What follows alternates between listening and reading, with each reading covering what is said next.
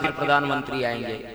इसी तरह से भगवान को जब आना होता है तो पहले भगवान के भक्त आएंगे, फिर भगवान के भक्तों का टोला आएगा, फिर संत भगवान आएंगे और संतों के पीछे पीछे गाते बजाते भगवान के पार्षद आएंगे और उनके बीच में भगवान आएंगे। तो ये भगवान के आने का संकेत होते हैं संत। बोलिए संत भगवान की जय हो।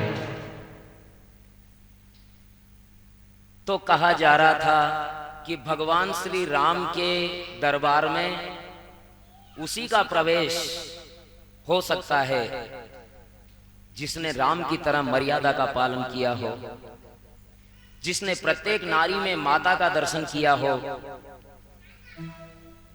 अन्य लोगों के लिए भूत प्रेत पिशाच आदि के लिए वहां कोई जगह नहीं है, क्योंकि हनुमान जी महाराज घोटा लेकर के बाहर बैठे हुए हैं। भगवान श्री कृष्ण के मंदिर में भगवान श्री कृष्ण कहते हैं कि यदि मुझे पाना है तो पहले गोपी बनना पड़ेगा। गोपी बने बिना भगवान श्री कृष्ण के रास में कोई जगह नहीं है, इसलिए मुझे पाना है तो गोपी बनना पड़ेगा।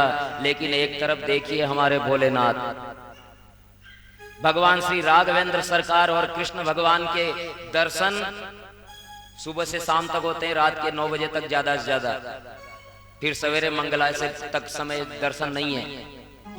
लेकिन हमारे भोलेनाथ को देखो 24 घंटे खुले और भूत प्रेत पिशाच सब भोलेनाथ के दरबार में। अब कल्पना करो कि यदि भोलेनाथ का दरबार नहीं हो तो बेचारे भूत प्रेत पिशाच कहां जाते। और भोलेनाथ कहते हैं कि 24 घंटे में जब भी तुम्हें समय मिले तभी आ, लेकिन आ तो सही।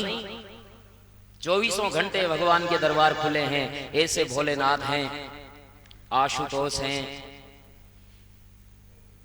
और इस प्रकार भगवान भोलेनाथ की भोलापन देखो। पार्वती जी ने कुबेर जी से कहकर के महल बनवाया सोने का। सोने का महल बनाया तो भोलेनाथ ने कहा कि वो वास्तु पूजा तो करवाएं। तो वास्तु पूजा के लिए रावण को बुलाया, महापंडित, उसके मुकाबले कोई रावण हुआ ही नहीं।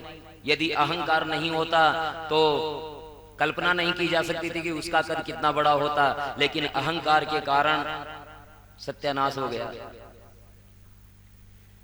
रावण को बुलाया गया, वास्तु प्रवेश करवाया गया, वास्तु शांति करवाएगी। भोलेनाथ ने कहा कि भाई मांगो पंडित जी, क्या मांगना है। तो रावण ने कहा कि ये महल ही दे दो, ये जो सोने का महल बना है यही दे दो दक्षिणा में।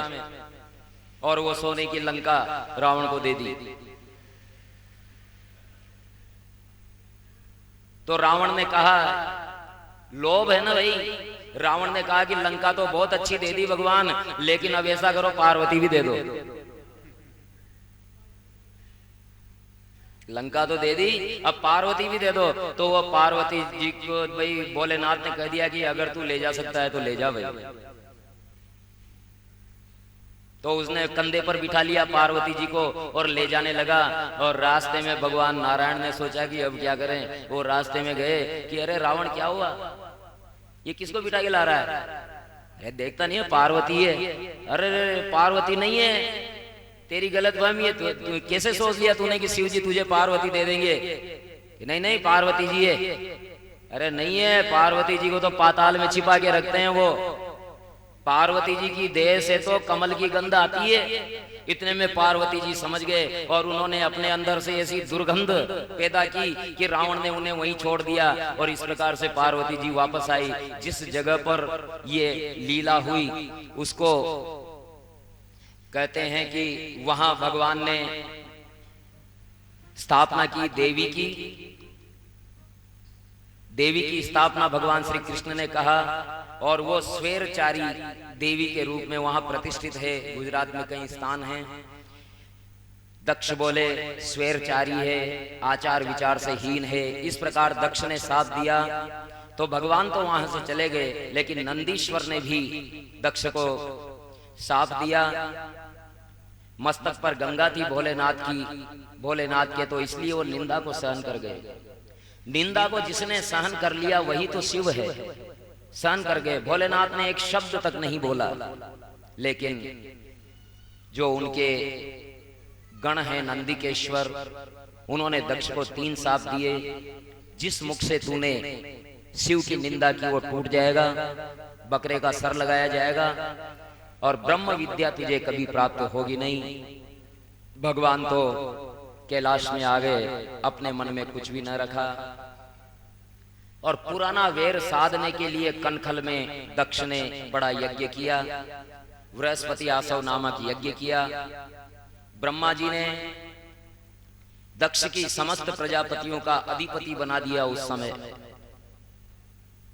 सारे प्रजापतियों का अधिपति तो न बड़ अधिकार दक्ष जब पावा, बड़ अधिकार दक्ष जब पावा, अति अभिमान हृदय तब आवा, अति अभिमान हृदय तब आवा। जब बड़ा अधिकार पा गया तो उसके अभिमान आ गया, क्योंकि ये तो रीति है, नहीं को अस जन्मा जग माही, नहीं को अस जन्मा जग माही, प्रभुता पाई जाहि मद नाही, प्रभुता पाई। ऐसा कोई उत्पन्न ही नहीं हुआ जिसने प्रभुता पाई हो और उसको अभिमान न हुआ हो। दक्ष के यज्ञ में शिव को नहीं बुलाया गया तो विष्णु और ब्रह्मा भी नहीं गए। शिव पुराण के अनुसार कहते हैं कि विष्णु गए थे, लेकिन भागवत में कहा गया है कि ब्रह्मा और विष्णु भी इसलिए नहीं गए कि वहां शिव को नहीं बुलाया गया था। और महर्षियों में दधीचि ऋषि नहीं गए थे वहां, क्योंकि दधीचि ऋषि ने कहा कि जहां शिव का अपमान होता हो या जहां शिव को सम्मान न मिला हो वहां जाने में कोई भलाई नहीं है, अपराध होता है। जहां शिव का अपमान होता हो या शिव को सम्मान न मिला हो वहां जाने में अपराध होता है। इसलिए सभी देवता जो भी जा रहे थे उनसे भी दधीचि ऋषि ने कहा तुम गलत कर रहे हो, वहां तुम्हें नहीं जाना चाहिए। तो इस प्रकार सती माता को तो पिता और पति के वेर का पता ही नहीं था। तब सती ने सोचा कि यदि भगवान मुझे आज्ञा दें तो मैं भी अपने पिता के यज्ञ में जाऊं।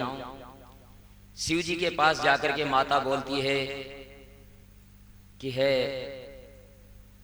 भगवान,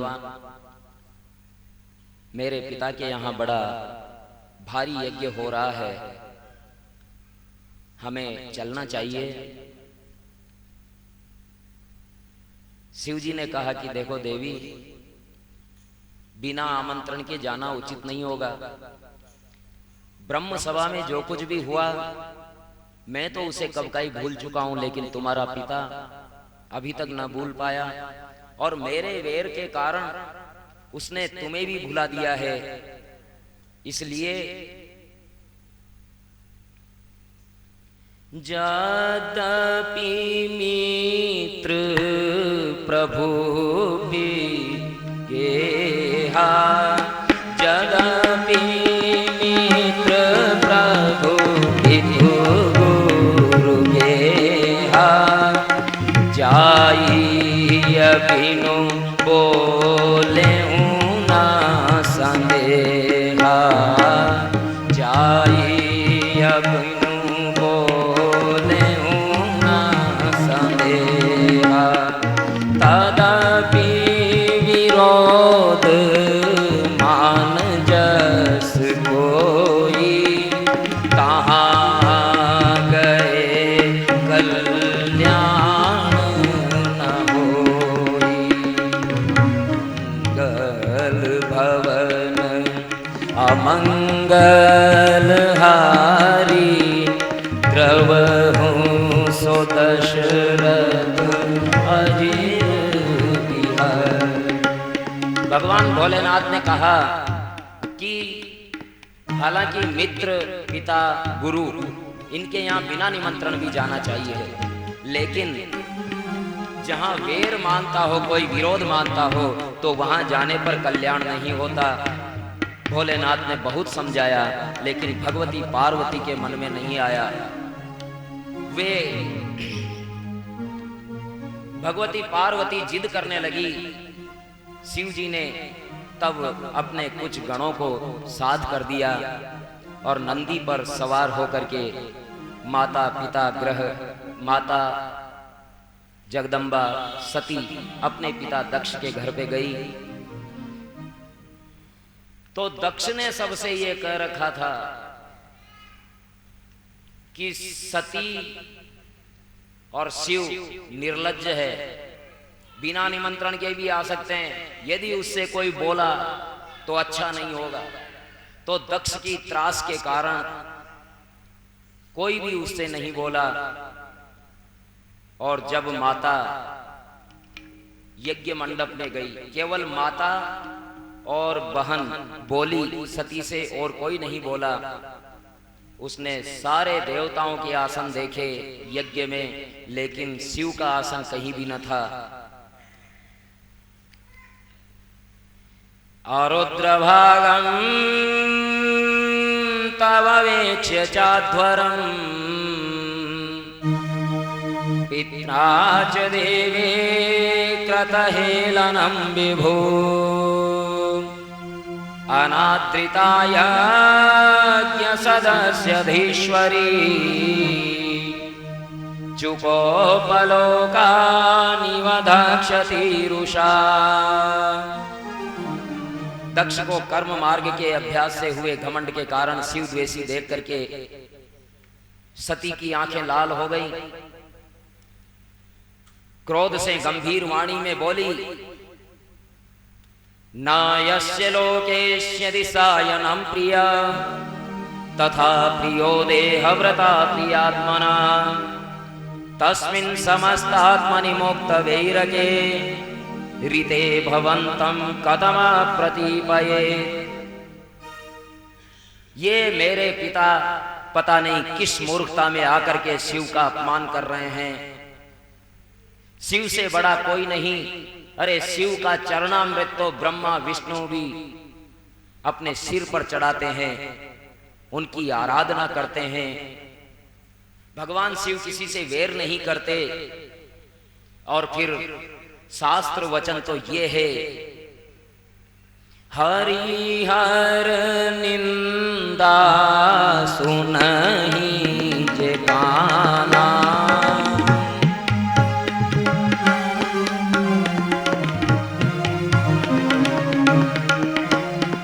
तिनहि पाप घो घात समाना पाप गो घात समाना जगतात्मा महेशु पुरारी जगदात्मा महेशु पुरारी जगत जनक सबके हितकारी जगत जनक सबके हितकारी पिता मंद मति निंदक थे दक्ष शुक्र संभव यह देही अस कही जोग अग्नि तनु जारा भयहूँ सकल मख हाहाकारा भयहूँ सकल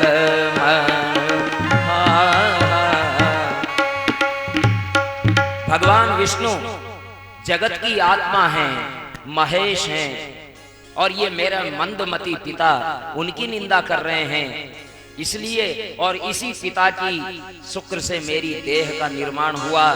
मुझे अब ये देह धारण नहीं करनी और मैं इस देह को त्याग रही हूँ। और इस प्रकार से भगवती ने योग मार्ग से अपने प्राणों का त्याग कर दिया और सारे मख में हाहाकार मच गया। यज्ञ भूमि उजाड़ हो गई और सब जैसे ही सती का मरण सुना, सती मरण सुनी शंभुगना, लगे करन मख खीस,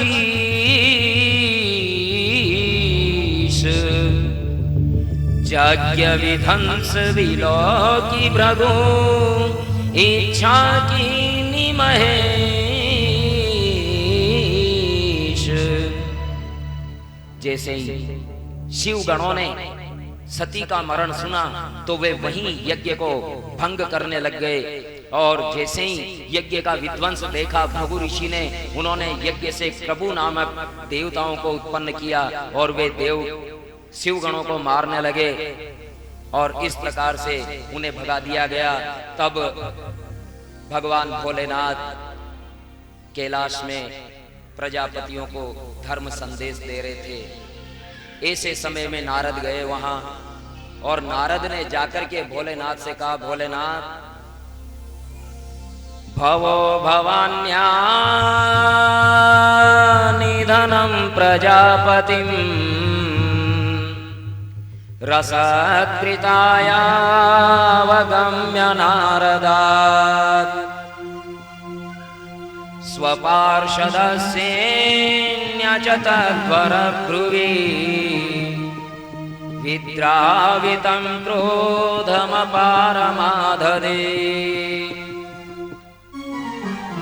नारद जी ने जाकर के भोलेनाथ से कहा, भोलेनाथ, भगवती सती का देहांत हो गया है।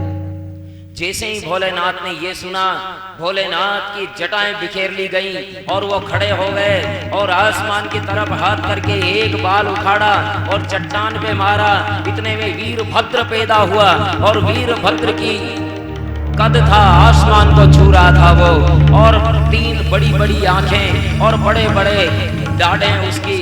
और देख करके उसने कहा, भगवान मैं क्या करूं? हाथ जोड़ करके शिव ने कहा कि दक्ष ने हमारा बड़ा अपमान किया है, दक्ष ने तुम्हारी माता को मारा है, तुम जाकर के उसके यज्ञ को विध्वंस कर दो। और इस प्रकार से भगवान से आज्ञा पा करके वीरभद्र गणराज की जयकार लगाई सबने, शिव गणों ने, बोलिए वीरभद्र गणराज की। और सारे शिवगण उनके पीछे चलते रहे और सब लोग आवाज देते रहे, ओम नमो वीरभद्राय, ओम नमो वीरभद्राय, ओम नमो वीरभद्राय, ओम नमो वीरभद्राय, ओम नमो वीरभद्राय, ओम नमो वीरभद्राय, ओम नमो वीरभद्राय, ओम नमो वीरभद्राय, ओम नमो वीरभद्राय, ओम नमो वीरभद्राय, ओम नमो वीरभद्राय, ओम नमो वीरभद्राय।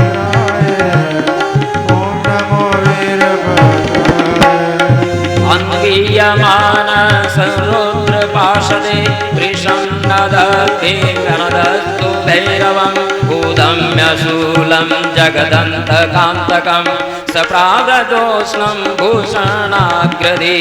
ओम नमो वीरभद्राय, ओम नमो वीरभद्राय, ओम नमो वीरभद्राय, ओम नमो वीरभद्राय। और भोलेनाथ के पार्षदों को लेकर के, भोलेनाथ के गणों को लेकर के, और जब रुद्र भगवान चल रहे हैं, वीरभद्र चल रहे हैं, तो बड़ी धूल उड़ी। धूल देख करके यज्ञ के ऋत्विजों ने सोचा, दक्ष के यज्ञ करने वालों ने सोचा कि ये क्या हो रहा है, न हवा है न पानी है, ये कैसे धूल उठ रही है। और जब तक वो सोच पाते, इतने में तो रुद्रगण वहां पहुंच गए। हाय हाय मच गई, संहार मूर्ति शंकर के अपमान का ऐसा ही परिणाम हो सकता है। यज्ञ मंडप भस्म कर दिया गया, रुद्रगणों से सारा घिर गया। और कोई रुद्रगण लंबा, बौना, काला, भूरा, कोई बड़े पेट वाला, और इस प्रकार से रुद्रगण वहां जाकर के मख को खींच करने लगे। प्रभु बबंद मणिमान वीरभद्र प्रजापतिम चंडीश पूखणं देवा अगम नंदीश्वरो गृहीत। ओम नमो वीरभद्राय, ओम नमो वीरभद्राय, ओम नमो वीरभद्राय, ओम नमो वीरभद्राय, ओम नमो वीरभद्राय, ओम नमो वीरभद्राय। बोलिए वीरभद्र गणराज की। वीरभद्राय, ओम नमो वीरभद्राय। प्रभु की दाढ़ी मूछें वीरभद्र ने नोच ली और भग की आंखें निकाल ली, पूखा के दांत तोड़ दिए, दक्ष की छाती पर बैठ करके तेज तलवार से वीरभद्र उसकी गर्दन काटने लगे, लेकिन वो गर्दन कटी नहीं। तब एक पैर दक्ष की छाती पर रखा और एक हाथ से उसकी जटा उखाड़ी तो उसका मस्तक उखाड़ लिया गया और उखाड़ करके यज्ञ कुंड में होम कर दिया गया।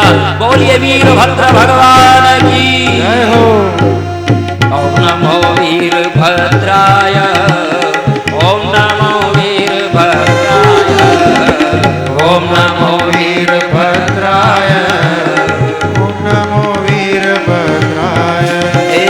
ओम नमो वीरभद्राय, ओम नमो वीरभद्राय, ओम नमो वीरभद्राय, ओम नमो वीरभद्राय। बोले वीरभद्र गणराज की जय हो।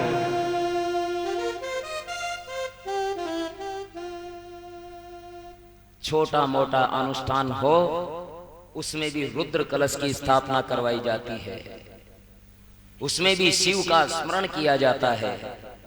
तब इतना बड़ा यज्ञ हुआ और उसमें शिव की स्थापना न थी तो ऐसा ही परिणाम होता है। यज्ञ भूमि शमशान हो गई। सब मिलकर के ब्रह्मा जी के पास गए। ब्रह्मा जी ने कहा, जिस यज्ञ में शिव पूजा नहीं हुई वहां तुम लोग क्यों गए? ब्रह्मा जी ने देवताओं से कहा, क्यों गए तुम लोग जब वहां शिव पूजा नहीं हो रही थी? तो ब्रह्मा जी के ठीक है, अब जैसा भी हुआ तो फिर वो महादेव के ब्रह्मा जी को प्रणाम करते हैं। ब्रह्मा जी कहते हैं, यज्ञ को उत्पन्न करने वाले और विध्वंस करने वाले आप ही हैं। अब आप ऐसी कृपा करें कि यज्ञ पूर्ण हो और आप ही वहां पधार करके संपन्न करें। और इस प्रकार से भगवान वहां पहुंचे, यज्ञ को व्यवस्थित किया, गौमूत्र गोबर से आलेपित करके पुनः से कुंडों की प्रतिष्ठा की गई। पुनः ऋत्विज यज्ञ वगैरह अपने स्थान पर वैसे आसन ग्रहण किए और यज्ञ की शेष रही हुई सारी विधियां पूर्ण की गई। और क्योंकि दक्ष का सिर तो कुंड में स्वाहा हो गया था तो एक बकरे का सिर मंगवाया गया और भोलेनाथ ने बकरे का सिर दक्ष के धड़ पर लगाया। अब देखिए कैसी शल्य चिकित्सा है। आजकल किडनी ट्रांसफर होती है, आंखें बदल दी जाती है, अंग परिवर्तन होते हैं, लेकिन यहां तो माथा ही बदल दिया, माथा ही बदल दिया। बोलिए, तो ये विज्ञान है, ये आजकल का तकनीक विज्ञान है और वो योग विज्ञान था। योग के द्वारा सब संभव है। जैसे ही भोलेनाथ ने मस्तक लगाया, भोलेनाथ के स्पर्श से उन्हें ब्रह्म विद्या हुई और वे भोलेनाथ की प्रार्थना करने लगे।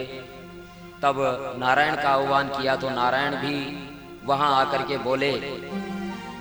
नारायण की सब लोगों ने बड़ी स्तुति की, दक्ष ने भी स्तुति की और उस स्तुति से प्रसन्न होकर के और भगवान नारायण कहते हैं, अहम ब्रह्मा च सर्वश्च जगत कारणं परम आत्मेश्वर उपद्रव दृष्टा स्वयं दृगा विशेषण।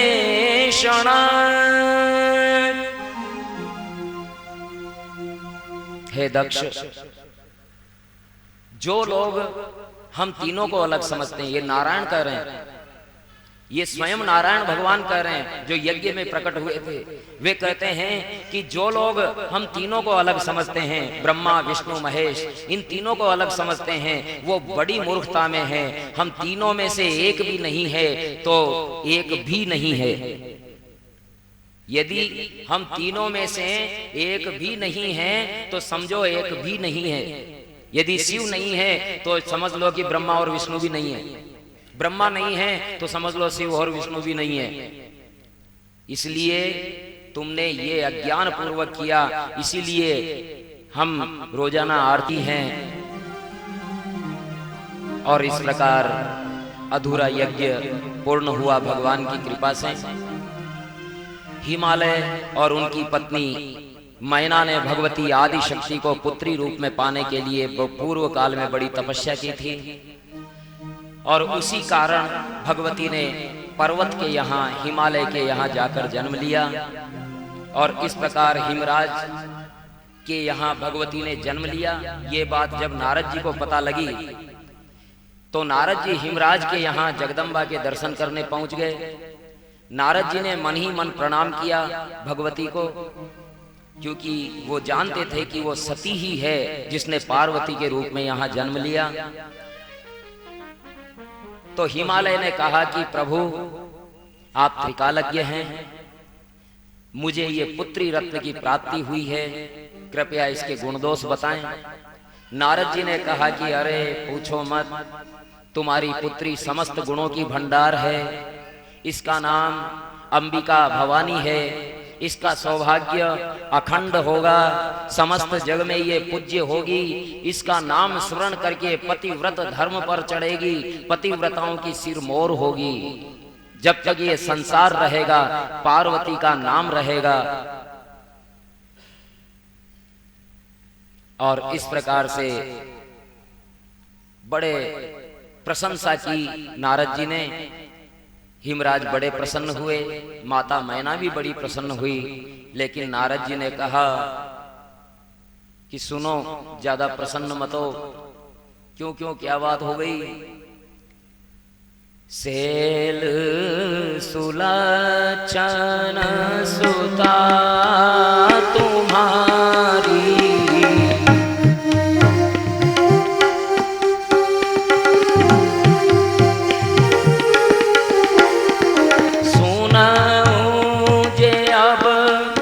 अवगुण तोई चारी। सुनाऊं जे अब अवगुण तोई चारी। हे हिमराज, बहुत से सारी बातें तो है, लेकिन दो चार अवगुण भी हैं जो सुनो। क्या कि इसको जो वर्ण करेगा ना, इसका जो पति होगा वो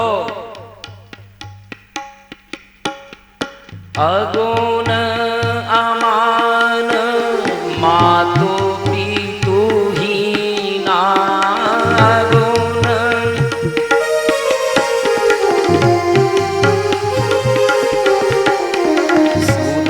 सुदासीन सब संशय छीना। उदासीन सब संशय जोगी जटिल अकाम।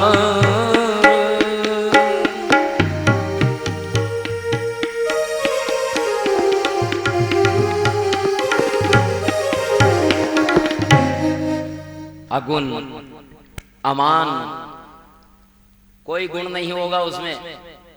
जैसा कि अभी अभी बताया था कि भगवान तो प्रकृति के गुणों से रहित हैं, कोई गुण नहीं होगा। झूठ भी नहीं बोल रहे, लेकिन लौकिक दृष्टि से जाया ना जाए तो गुण ही नहीं है तो क्या मतलब। गुणवान चाहिए साहब, संसार में तो गुणवान चाहिए ना। गुणवान लड़की चाहिए, गुणवान वर चाहिए, लेकिन यहाँ तो गुण है ही नहीं। गुणहीन है, माता पिता हीन है, अनाथ है। जोगी जटिल अकाम और नंग धड़ंग रहता है, कपड़े उपड़े का कोई काम नहीं, मृगशाला डाल लेता है बस। इस प्रकार का इसका पति होगा। और है हिमालय, ये मैं नहीं कह रहा, इसकी आंखों में हाथों में ऐसी लकीरें पड़ी हुई है, रेखाएं पड़ी हुई है। मैना और हिमराज बड़े दुखी हुए, लेकिन माता पार्वती को बड़ा सुखी महसूस किया, अपने आप को आनंदित हुई। देव ऋषि ने कहा कि विधाता के लेख को कोई मिटा नहीं सकता, फिर भी कुछ उपाय है। बोले क्या? कि जे जे वर के दोष बखाने, ते सब शिव पई में अनुमाने। जो जो भी ये जो वर के दोष है ना, वो सब ऐसा लगता है कि शिव जी ही हैं। और अगर शिव जी के साथ इसका विवाह हुआ तो ये सारे दोष जो हैं वो गुण में बदल जाएंगे। इसलिए अगर तुम्हारी ये लड़की कन्या तपस्या करे शिव को अपने भरतार के रूप में पाने के लिए, तो शिव इनको वरण करेंगे। और इस प्रकार देव ऋषि की बात अन्यथा नहीं हो सकती। एक दिन उमा सवेरे उठी सो करके और आंखें मसलती हुई आई। 5 वर्ष की उमा, 5 वर्ष की पार्वती जी आंखें मसलती हुई आई। माँ माँ मुझे स्वप्न आया। माता ने कहा बेटा क्या स्वप्न आया? कि एक धवल वस्त्र धारण किए हुए दाढ़ी मूछों वाले संत मुझे उपदेश कर रहे थे। बोले क्या उपदेश कर रहे थे? कि शैल कुमारी जाओ पहाड़ पर और तप करो। माता ने कहा कि जो नारद ने कहा वही सच है। और भगवती ऊंचे हिम श्रृंग पर चली गई और केदारनाथ के चरणों में जो गौरीकुंड नामक स्थान है वहां उन्होंने तपस्या की। और उस तपस्या की गर्मी इतनी हुई कि अभी तक भी उस कुंड का जल गर्म है। बोलिए गौरी मैया की जय हो। इतनी तपस्या की कि उसकी गर्मी से स्वर्गलोक, ब्रह्मलोक, विष्णुलोक तप गए। इंद्र का आसन हिलने लगा और सब तरफ जैसे एक ही आवाज आ रही थी, अब तो आजा ओ भोले मसानी, अब तो आजा ओ भोले मसानी। कब से पुकारे तेरी ये शिवानी, कब से पुकारे तेरी ये शिवानी। अब तो आजा ओ भोले मसानी, अब तो आजा ओ भोले मसानी। अब तो आजा ओ भोले मसानी।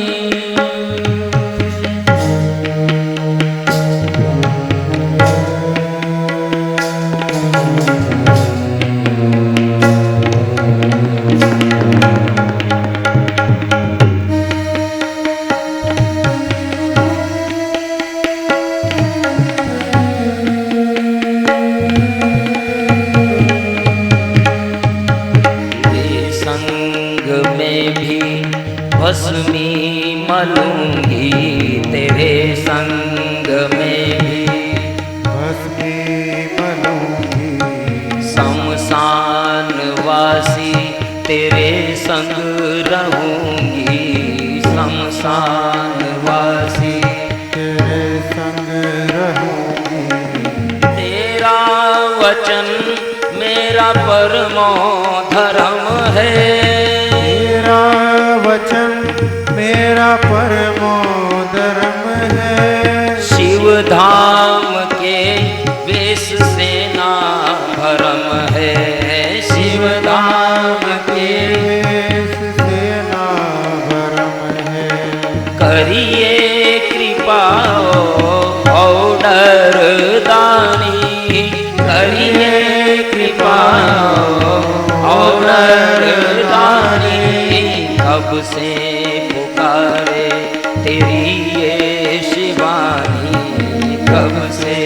पुकारे तेरी ऐसी वाणी।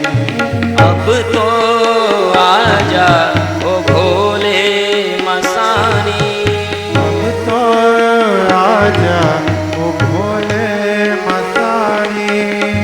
हे भोलेनाथ, जैसे भी आप रखोगे वैसे ही मैं रहूंगी। आप भस्मी मलते हैं, मैं भी अपने शरीर पर भस्मी मलूंगी। हे शमशानवासी, शमशान में तुम्हारे साथ रहने में मुझे कोई चिंता नहीं। हे प्रभु, अब कब आओगे? हे प्रभु, आपका वचन मेरा परम धर्म होगा।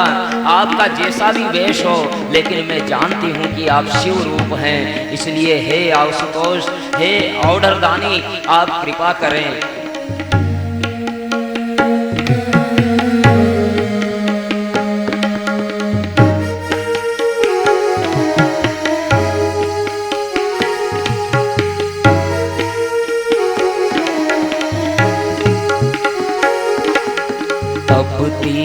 विरह तेह मुझको जलाए, तपती विरह आग मुझको जलाए।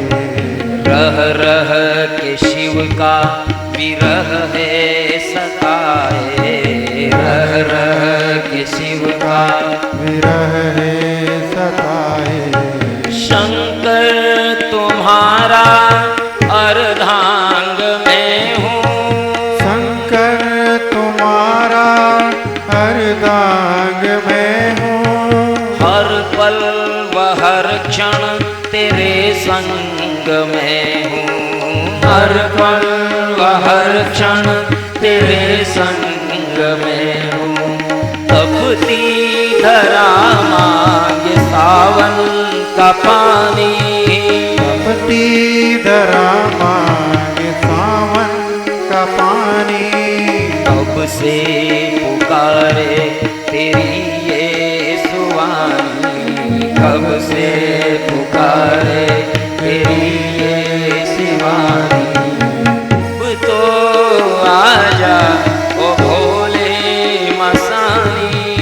अब तो आजा ओ भोले मसानी। बड़ी तपस्या की भगवती पार्वती ने।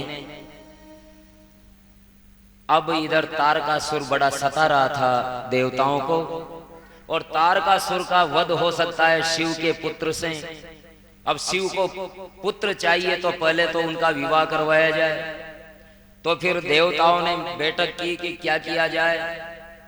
अग्निदेव से कहा आप भगवान शिव की समाधि को भंग करो। अग्निदेव ने कहा हाथ जोड़े। वायुदेव ने मना कर दिया, सबने मना कर दिया। तब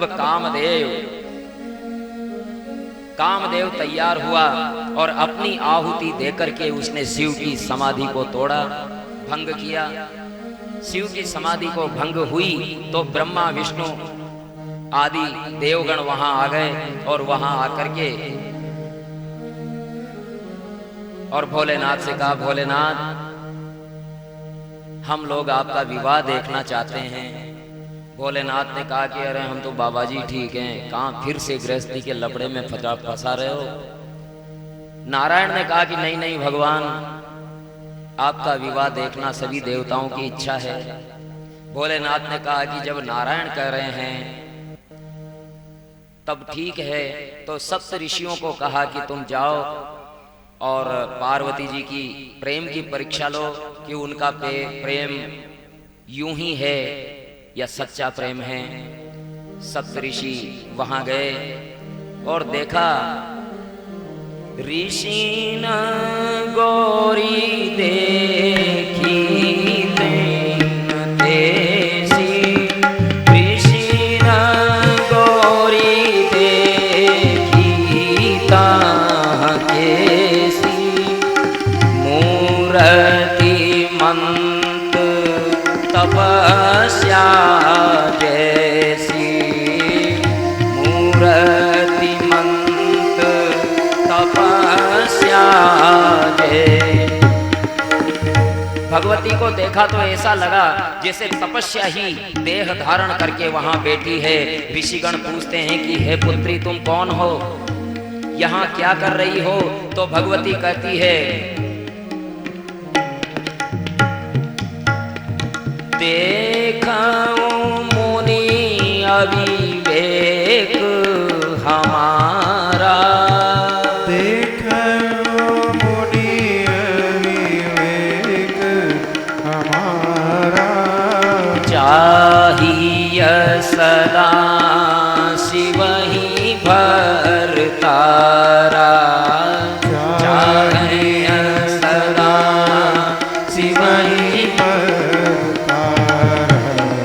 ऋषिगण बोले कि अरे वास्तव में तुम पर्वत की पुत्री हो, सही बात है। अरे तुम कह रही हो कि नारद के उपदेश दिया है, नारद के उपदेश से आज तक किसी का भी घर नहीं बसा, तो उसके चक्कर में कहाँ पड़ गई? वो तो सांप बिच्छू क्या तो श्रृंगार करता है, कभी कपड़े पहनता नहीं, शमशान में रहता है। गिरिजा ने बोला, पार्वती ने कहा कि बस बस मैं शिव का अपमान नहीं सहन कर सकती, महर्षि तुम यहाँ से चले जाओ। अरे महाराज मैंने कह दिया आपसे एक बार, सत्य कहूँ गिरि भवतानु एहा, सत्य कहूँ गिरि भवतानु एहा, हट न छूट छूटे बरुदेहा, हट न छूट छूट ही पर। हट छूट सकता है, हट नहीं छूट सकता। भले ही ये देह छूट जाए लेकिन हट नहीं छूट सकता। इसलिए अब मैं जन्मों संभोहित हारा, अब मैं जय हो संभोहित हारा, को गुण दूषण करिए विचारा, को गुण दूषण। गुण और दोष को कौन देखे? मैंने ये जन्म शिव के लिए हार दिया है। और मैं, वो कहती हैं कि अगर आप पहले आते तो मैं आपकी बात मानती ही, लेकिन जन्म कोटि लगी रगर हमारी, जन्म कोटि लगी लगन हमारी, परऊं शंभुनाथ रहूं कुंवारी, परऊं शंभुनाथ रहूं। आज की नहीं, करोड़ों जन्म से मेरी ये जिद है कि यदि वर्ण करना है तो शिव का वर्ण करना है, अन्यथा नहीं। तो फिर सप्त ऋषियों ने जब देखा तो फिर बोले, अब ते पापर हूँ कहूँ जगदम्बा, मैं पापर हूँ कहूँ जगदम्बा, तुम ग्रह गवने भयहूँ विलम्बा, तुम ग्रह।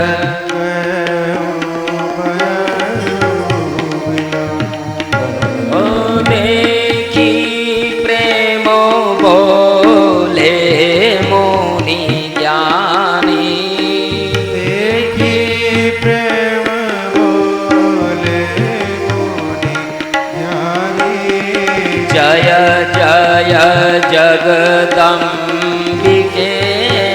भवानी, जय जय जगदम्बिके भवानी। हे जगदम्बा, हम आपके आपके चरणों में पड़ते हैं और सप्त ऋषि वहां उनके चरणों में पड़ जाते हैं और चरणों में पड़ के कहते हैं कि हे जगदम्बा, भोलेनाथ ने विवाह के लिए सम्मति दे दी है, अब आप घर चले जाना और जैसे ही आपके पिता लेने आए घर पर पहुंच जाना। इस प्रकार से कह करके चले गए और हिमराज से कहा कि भगवान भोलेनाथ ने विवाह की सम्मति दे दी है, अब आप लगन लिखवाइए, बढ़िया मुहूर्त है। लगन लिखवाया गया और लगन लिखवा करके और सप्त ऋषि के द्वारा ही कैलाश में लगन पत्रिका भेज दी गई और सप्त ऋषि कहने लगे जय भवानी जय शिवानी जय मसानी जय, जय भवानी जय शिवानी जय मसानी जय, सकल जगत मात पिता भव भवानी जय, सकल जगत मात पिता भव भवानी जय, जय भवानी जय शिवानी जय मसानी जय, जय भवानी जय भवानी जय मसानी जय। हर हर महादेव, हर हर महादेव। हिमराज के यहाँ से लग्न पत्रिका आ गई है और कैलाश में भगवान शिव के विवाह की तैयारियां होने लगी। सारे मेहमान आ गए हैं, ब्रह्मलोक से ब्रह्मा के पार्षद, विष्णु लोक से विष्णु भगवान के पार्षद और आकर के और शिवगण भोलेनाथ को सजाने लगे हैं और बारात की तैयारी हो गई है। और नंदीश्वर ने बड़े जोर से जयकारा लगाया, बोलिए विश्वनाथ दरबार की जय हो। हर हर महादेव, हर हर महादेव। देवता प्रसन्न है,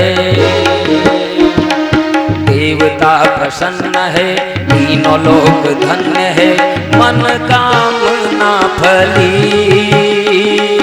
मन कामना फली, शिव की बारात चली, शिव की बारात चली, शिव की बारात चली। हर हर महादेव, हर हर महादेव, हर हर महादेव, हर हर महादेव। श्रोता लोग थोड़े आगे खिसक जाएं, पीछे जगह नहीं है, पीछे वालों को जगह दें, आगे खिसक जाएं, आगे खिसक जाएं, पीछे जो आने वाले हैं उनको जगह मिलनी चाहिए।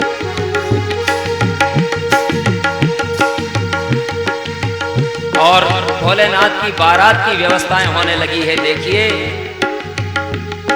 शिवगण भूत पिशाच अनोखे, नंदी भृंगी नृत्य करे, शिवगण भूत पिशाच अनोखे, नंदी भृंगी नृत्य करे।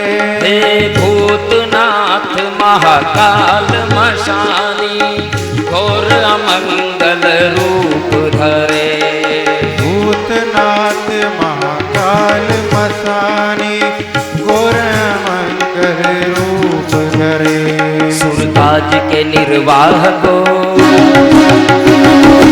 आज के निर्वाह को, गिरिजा से विवाह को, जग में मची हलचली,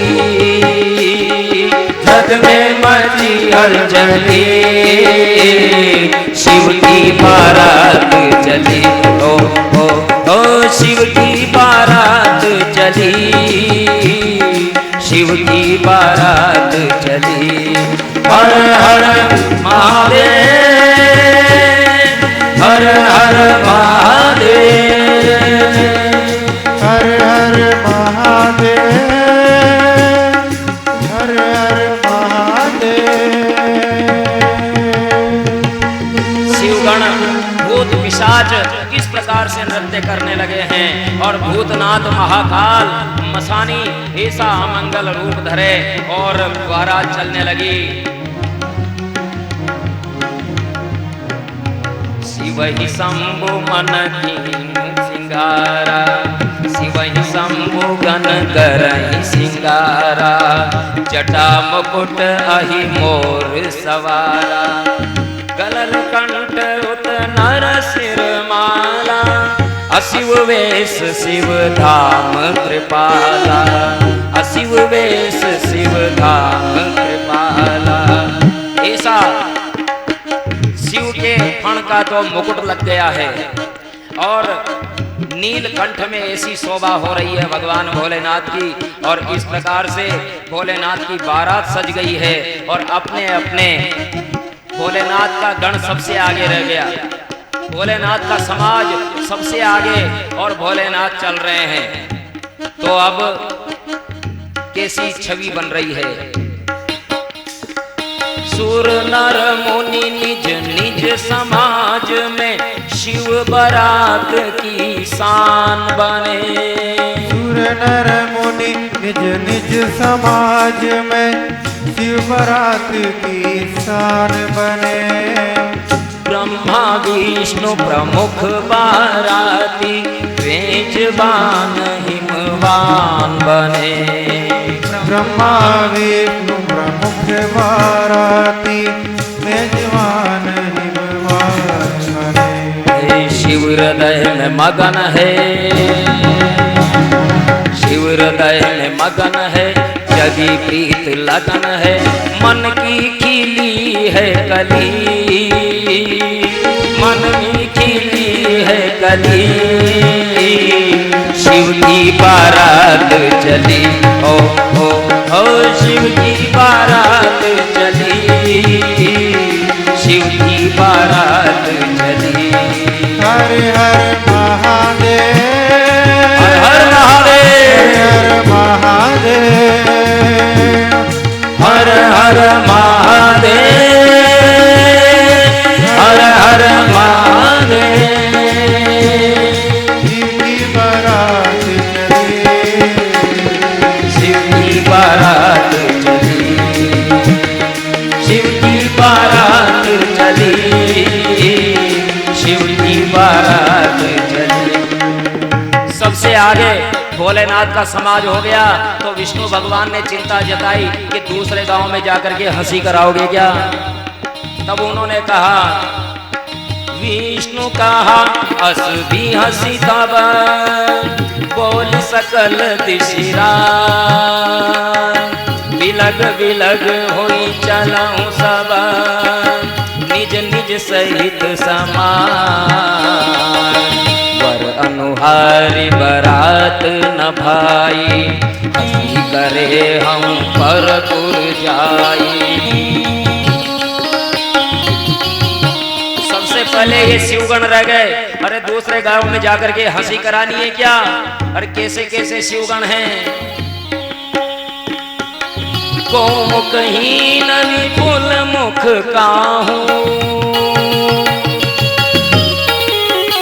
हे कोमुख हीन विपुल मुख काहू, बिनु पद को बिनु पद कर को बहु पद बाहू, बिनु पद कर को बहु पद बाहू। किसी के तो एक भी हाथ और पैर नहीं है, बिल्कुल गोले का टुकड़ा है जो बुड़कते जा रहे हैं, और किसी के पूरे शरीर में पैर ही पैर हैं, हाथ ही हाथ हैं, किसी के एक भी आंख नहीं है और किसी के आंखें ही आंखें हैं, किसी को एक ही आंख है और कोई कपाल हाथ में लेकर के उससे रुधिर पान करते हुए चल रहे हैं। भूत प्रेत पिशाच बेताल। और इस प्रकार से जब भगवान विष्णु ने देखा तो उन्होंने कहा, भाई भोलानाथ ये तो हंसी कराने वाली बात हो जाएगी, आप पीछे चलो। भोलेनाथ ने कहा, जो हुक्म। पीछे चले गए और पीछे जाकर के और गणों ने कहा कि भोलेनाथ आप आगे रहिए। सबसे पहले तो ब्रह्मा जी और उनका समाज, दूसरे स्थान पर विष्णु भगवान और उनके पार्षद, और तीसरे स्थान पर शिवगण। अब शिवगणों ने कहा, भोलेनाथ आप आगे आगे चलो, हम सब आपके पीछे पीछे चलेंगे। तो भोलेनाथ ने कहा कि मुझे तो मेरे गणों के दर्शन करने हैं। जो भोलेनाथ नंदी पर उल्टे बैठ गए, पूंछ की तरफ मुंह करके। अपने गणों को देखते हुए चलूंगा, और चलने लगे और बारात आगे बढ़ने लगी।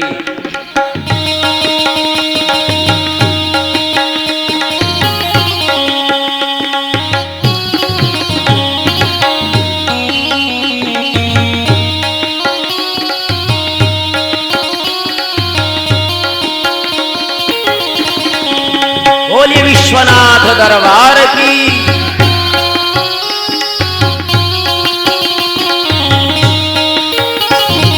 हिमगिरी गेह पहुँच बाराती, हरकत चित्र विचित्र करे।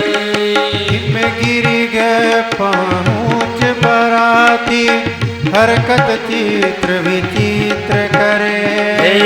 श्रृंगी वादन की कर्कश धुन, सुन सुन महिला बाल डरे। श्रृंगी वादन की कर्कश धुन, सुन सुन महिला बाल डरे। शिव के गले न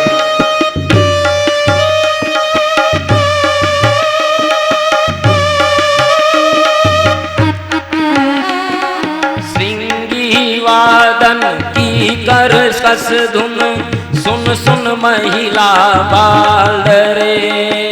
श्रृंगी वादन की कर्कश धुन, सुन सुन महिला बाल डरे। शिव के गले नाग है, शिव के गले नाग है, गिरिजा का सुहाग है। जोड़ी बनी है भली, जोड़ी बनी है भली। शिव की बारात चली तो, हाँ शिव की बारात चली, शिव की बारात चली। हर हर महादेव, हर हर महादेव, हर हर महादेव, हर हर महादेव। जय बारात चली, बारात चली।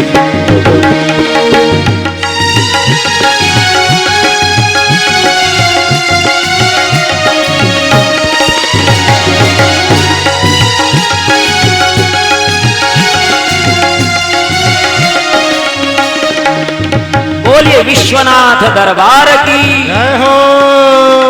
और इस प्रकार से बारात हिमालय के यहाँ पहुंच गई है। और जैसे ही बाराती की अगवानी लेने गए रथों पर, बारात को अगवानी करने जाते हैं ना गांव के बाहर, रथों पर विराजमान होकर के गए। और वहां जाते ही और सबसे पहले तो ब्रह्मा जी के समाज के निकले सफेद वस्त्रों में, सफेद वस्त्रों में कमंडल लिए हुए हैं। और सबने सोचा अरे बारात तो गजबी आई है भाई, गिरिजा की बारात बहुत अच्छी आई है। सारे के सारे सफेद वस्त्रधारी, श्वेत वस्त्रधारी हैं। और फिर दूसरे नंबर पर भगवान नारायण का समाज निकला, पीतांबर वेशधारी। और सब बड़े प्रसन्न हो गए, अरे गिरिजा की बारात तो क्या कहने, बहुत अच्छी आई है। और इस प्रकार से तीसरे नंबर पर जैसे ही भोलेनाथ का समाज निकला, घबरा गए। नाचई गावई परम तरंगी भूत सब, देखत अति विपरीत। बोलई वचन विचित्र विधि, बोलई वचन विचित्र विधि। ऐसी ऐसी डरावनी आवाजें निकाल रहे हैं शिवगण के सारे घबरा गए। गाड़ियां कहाँ पड़ी, अगवानी के सामान कहाँ पड़े, सब लोग भाग गए। और बच्चों ने देखा तो वो भी भाग करके घर पे चले गए। घर में घुस करके कहते हैं, उनकी माताएं पूछती है क्या हुआ क्या हुआ। और वो बच्चे कहते हैं कि हरी माँ गिरजा को लाडो। भाई गिरजा को लाडो कहीं, कि गिरजा को लाडो। भाई गिरजा का लाडा कहीं हो? बोले गिरजा को लाडो बावड़ियो है। और सांप बिच्छू लटका मिले, हर खई खेवा माँ खई खे नखे सका। इस तरह की बातें घर घर में कही तो बात उड़ते उड़ते मैना तक भी पहुंची।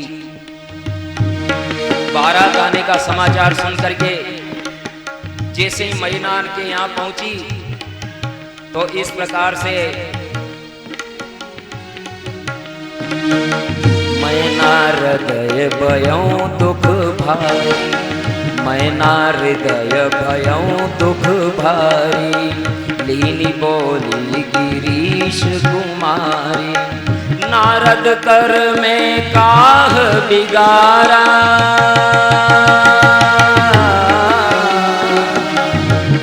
नारद कर में काह बिगारा, भवन मोर जिन बसत उजारा, भवन मोर जिन बसत उपारा।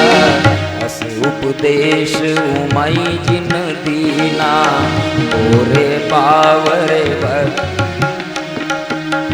बोरे वरई लागी तबु कीना। ऐसे बावड़े वर के लिए तपस्या करवाई मेरी कन्या से, मैंने क्या बिगाड़ा था नारद का। और इस प्रकार से जब मैना ने कहा तो उसने कह दिया, ऊप परूं पर्वत से गिरूं, या सुता कुंवारी रह जाए। ऊप परूं पर्वत से गिरूं, या सुता कुमारी रह जाए।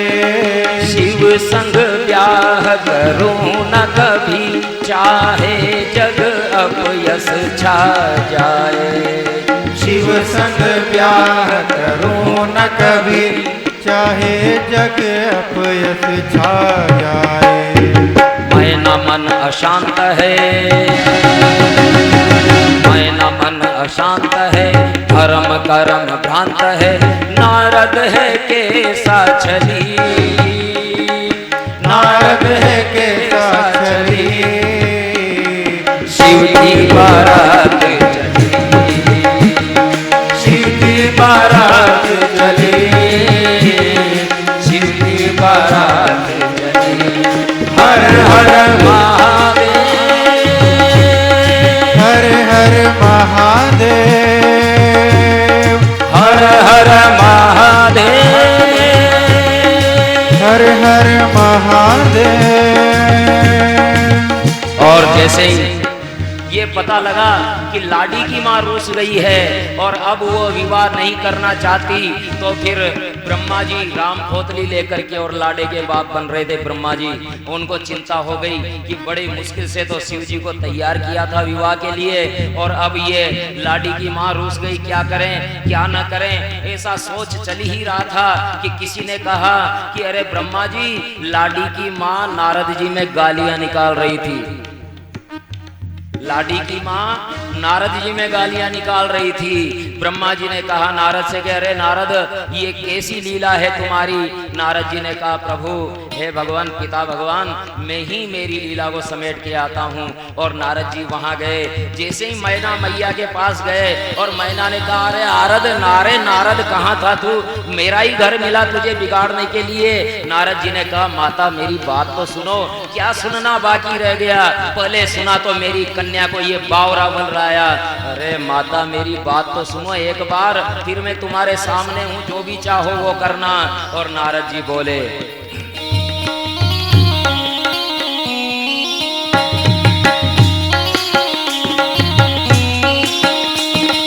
नारद बोले गिरिजा शिव है सकल जगत के मात पिता। नारद बोले गिरिजा शिव है सकल जगत के मात पिता। बोलिए गौरी शंकर भगवान की।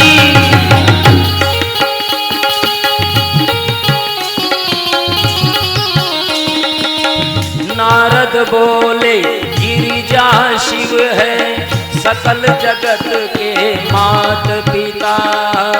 नारद बोले गिरिजा शिव है सकल जगत के मात पिता। जन्म जन्म का साथ है इनका, गिरिजा शिव की समर्पिता। जन्म जन्म का साथ है इनका, गिरिजा शिव की समर्पिता। शिव शिवा तुम्हारी जय। सब बोलेंगे, मैं जो बोलूंगा उसको दोहराएंगे।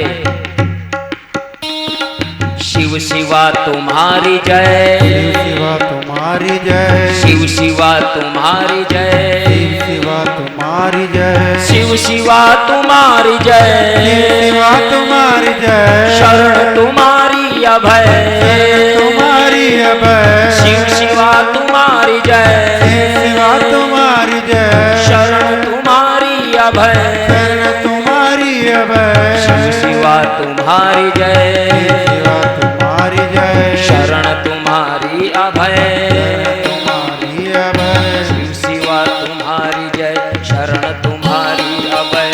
हर्ष की बयारी चली, हर्ष की बयारी चली, शिव की बारात